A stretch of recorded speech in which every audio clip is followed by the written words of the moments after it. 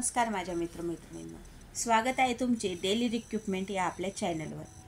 आज भारतीय डाक विभागामध्ये महाभरती होणार आहे, त्याची न्यूज घेऊन आलेली आहे। एकूण 44,228 पदांची ही भरती होणार आहे। तुम्हाला माहिती देण्याआधी एक विनंती, जे कोणी चॅनलवर नवीन असेल त्यांनी चॅनलला लगेचच सबस्क्राईब करून घ्या, बाजूच्या घंटीच्या आयकॉनवर क्लिक करून घ्या।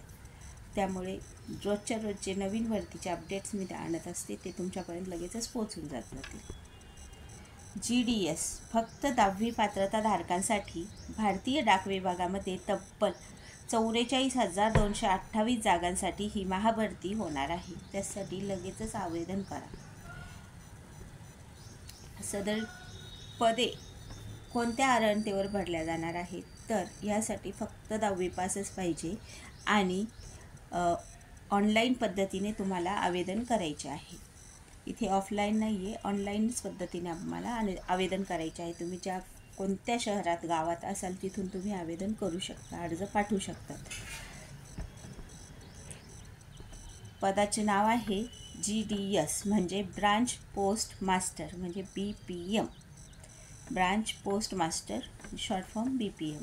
GDS सहाय्यक ब्रांच पोस्ट मास्टर म्हणजे ABPM म्हणजे असिस्टंट ब्रांच पोस्ट मास्टर, असे दोन्ही मिळून 44,228 पदाची ही भरती होणार आहे। यासाठी आवश्यक अर्हता काय आहे, एज्युकेशन क्वालिफिकेशन काय लागते, तर वरील दोन्ही पदाकरिता उमेदवार हे फक्त 10वी उत्तीर्ण असणे आवश्यक असणार आहे। तसेच संगणक प्रशिक्षण कोर्स प्रमाणपत्र म्हणजे MSCIT हे उत्तीर्ण असणे आवश्यक असणार आहे।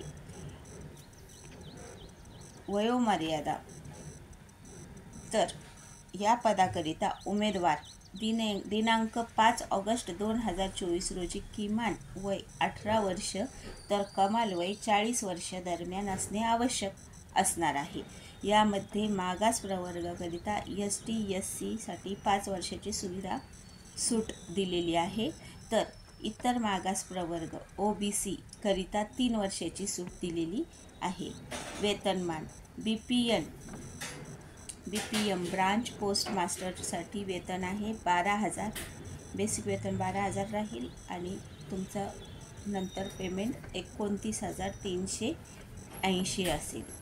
आणि असिस्टंट ब्रांच पोस्ट मास्टरसाठी डाक सेवक त्यांच्यासाठी सुरुवातीला 10,000 पेमेंट राहील, नंतर 24,470 राहील।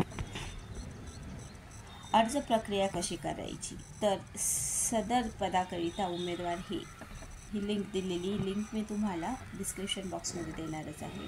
https indiapostgdonline.gov.in या संकेतस्थळावर दिनांक 5 ऑगस्ट 2024 पर्यंत सादर करायचे आहेत। तसेच सदर पदभरती प्रक्रियाकरिता जनरल OBC प्रवर्ग करिता 100 परीक्षा शुल्क आकारण्यात येईल। यामध्ये मागास प्रवर्ग, अपंग, महिला प्रवर्गाकरिता परीक्षा शुल्क आकारले जाणार नाही। तर अशा प्रकारे ही भरती होणार आहे।